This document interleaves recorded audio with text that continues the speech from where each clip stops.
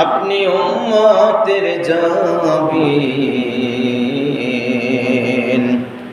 गुनाहगारेर অতি আপনজন আল্লাহর নবী মায়ার নবী গো আপনি নবী আমার জীবনের জীবন বলেন আল্লাহর নবী মায়ার নবী গো আপনি নবী আমার জীবনের জীবন আপনি আমার জীবন সাথী অন্ধকার কবরের বাতি আপনার নূরে সৃজন বরণ আল্লাহর নবী মায়ার নবী গো আপনি নবী আমার জীবনের জীবন আল্লাহুম্মা সাল্লি আলা সাইয়্যিদিনা মাওলানা মুহাম্মদ ওয়া আলা আলি সাইয়্যিদিনা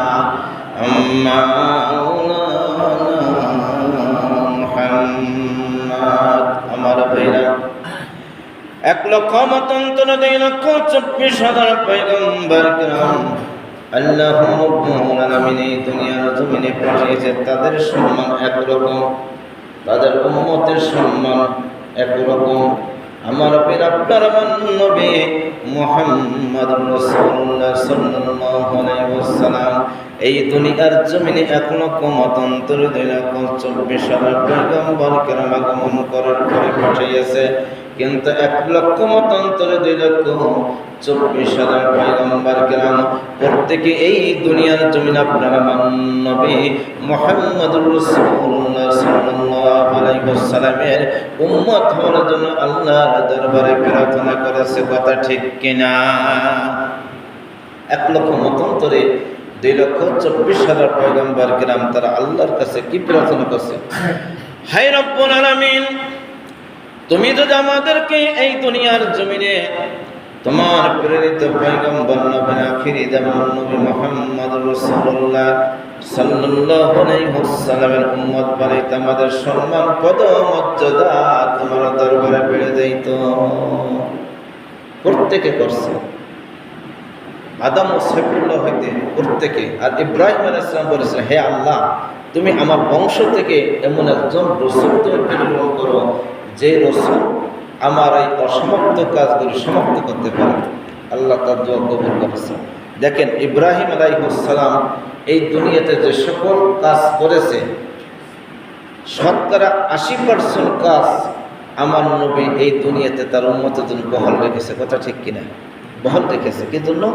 ইব্রাহিম আলাইহিস সালাম বলেছেন হে রব্বুল আলামিন তুমি আমার বংশ হইতে এমন একজন রাসূল তুমি প্রেরণ করো যেই রাসূল আমার অসমাপ্ত কাজগুলি সমাপ্ত করতে পারে আমার দ্বারা যে সমস্ত কাজ সম্ভব হয় নাই সেই কাজগুলি ওই নবী করতে আল্লাহ কবুল করেছে আল্লাহ রাব্বুল আলামিন তার বন্ধুকে দুনিয়াতে পাঠাইল কি 1,24,000 পয়গম্বর অতিবাহিত পরে আনা খাতাবুন নবী লা নবী বাকি আমি শেষ নবী আমার পরে কোনো নবী আসবে না এটা রাহমাতুল লিল আলামিন নবী ঘোষণা করে গেছে এবার নবী বলতেছে কি যে আমি ওই সময় নবী ছিলাম যখন আল্লাহ রাব্বুল আলামিন আদম ও সাইফুল্লাহকে সৃষ্টি করার উদ্দেশ্যে আগুন মাটি এবং পানি একত্রিত করে নাই আমি তখন নবী ছিলাম কুনতুন নাবিয়্যু বাইনা আদামি মাইয়ুদ্দিন আমি ওই সময় নবী ছিলাম যখন আল্লাহ রাব্বুল আলামিন আদম ও সাইফুল্লাহকে তৈরি করার উদ্দেশ্যে মাটি এবং পানি একত্রিত করে তখন আমি নবী ছিলাম সুবহানাল্লাহ রাহমাতুল লিল আলামিন নবী আমার এই দুনিয়ার জমিনে বারবার বলতেছেন আমি ওই সময় আল্লাহর দরবারে আমি নবী হিসেবে ছিলাম যখন আল্লাহ রাব্বুল আলামিন এই দুনিয়ার জমিন সৃষ্টি করার উদ্দেশ্যে আদমের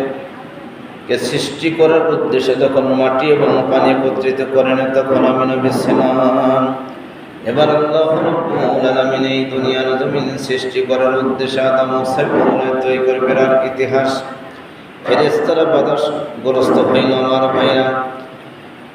তারপর আল্লাহ রাব্বুল আলামিন এই দুনিয়ার জমিন সৃষ্টি করার উদ্দেশ্যে আদম তৈরি করিবে। আল্লাহ রাব্বুল আলামিন ফেরেশতাকে হুকুম করল, আমার ফেরেশতারা যাও তোমরা কিছু মাটি সংগ্রহ করো, আমি এই দুনিয়ার জমিনে আদমকে সৃষ্টি করিব। পর্যায়ক্রমে একজন ফেরেশতা বিসমিল্লাহির রহমানির রহিম কয়ে এক মুষ্ট মাটি সংগ্রহ করল। ওই মাটির ওজন ছিল 40 মণ। কয় মণ? 40 মণ। এক মুষ্ট মাটির ওজন কি 40 মণ। আপনার আমার কি হবে? 1 কেজি হয় কি সন্দেহ? কথা ঠিক কিনা? তা 40 মণ মাটি এক জায়গা, পানি আর এক জায়গা, 2টা জায়গা। নবী বলতেছে কোনতন নাবী ও বাইনা আদামি মাই ও তিন।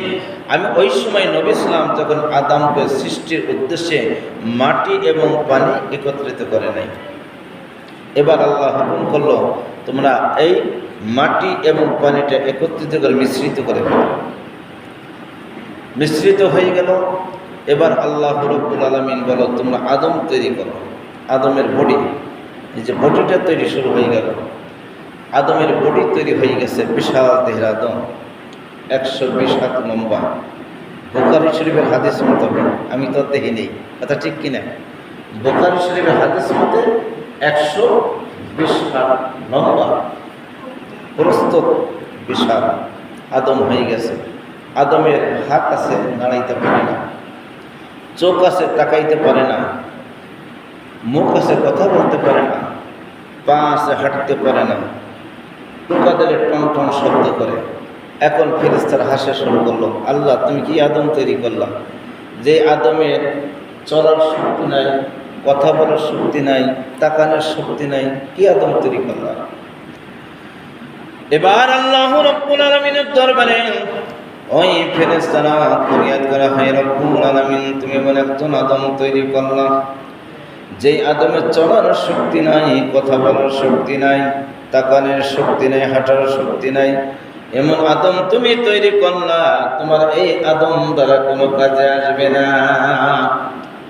আল্লাহ রাব্বুল আলামিন এবার ওই মাটির আদমকে চলার শক্তি দান করার জন্য, তাকানোর শক্তি দান করার জন্য, কথা বলার শক্তি দান করার জন্য আল্লাহ রাব্বুল আলামিন মির রুহকে হুকুম করলো, রুহ তুমি আদমের দেহের ভিতরে প্রবেশ করো। এবার রুহ আদমের দেহের ভিতরে প্রবেশ করিল। রুহ আদমের দেহের ভিতর প্রবেশ করে একটা চিৎকার দেয়, দুনিয়ার জমিনে বাহির হয়ে গেল। আল্লাহ রাব্বুল আলামিন রুহকে প্রশ্ন করল, রুহ তুমি কেন আদমের দেহের ভিতর থেকে বাহির হইলা? আমি তোমাকে আদমের দেহের ভিতর প্রবেশ করার জন্য অনুমতি দিলাম, বাহির হওয়ার কোনো অনুমতি দেই নাই। কথা তো ঠিকই। রুহ বলতেছে, আল্লাহ তুমি আমাকে মনে একটা ঘরের ভিতর প্রবেশ করিলা, যেই ঘরটা হলো কি অন্ধকার, যেই ঘরটা কি অন্ধকার। এই অন্ধকার ঘরে বসবাস করে আমি কোনো শান্তি পাইতেছে না, আমার কোনো শান্তি আসতেছে না, কোনো শান্তি আসতেছে না। আমি কেমন করে অন্ধকার ঘরে বসবাস করব? এবার আল্লাহ রাব্বুল আলামিন ওই অন্ধকারকে ঘরকে আলোকিত করার জন্য আল্লাহ রাব্বুল আলামিন এবার হুকুম করলো, আদায়ান ইলাল্লাহি বিইযনিহি ওয়া সিরাজাম মুনীরা। আল্লাহ রাব্বুল আলামিন এবার আমার দয়াল নবী রাহমাতুল লিল আলামিনের ওই নূর মুবারক থেকে কিঞ্চিত মাত্র নূর আদমের পেছনেতে সেট করে দিল। একবার বলা যাবে আল্লাহু আকবার। সেট হয়ে গেল। এখন রুহকে হুকুম করলো, রুহ তুমি এবার আদমের ভিতরে প্রবেশ করো, যে আমার আদমের কি শক্তি দেখো। আমার বেরা বুখারী শরীফের হাদিসে আসছে, আমার ভাইরা আল্লাহ রাব্বুল আলামিন যখন রুহকে হুকুম করলো, রুহ তুমি এবার আদমের ভিতরে প্রবেশ করো। রুহ আদমের দেহের ভিতরে প্রবেশ করতে চায় না, কেননা একবার ঢুকে দেখছে তার ঘরের ভিতরে অশান্তির ঘরে যাবে না।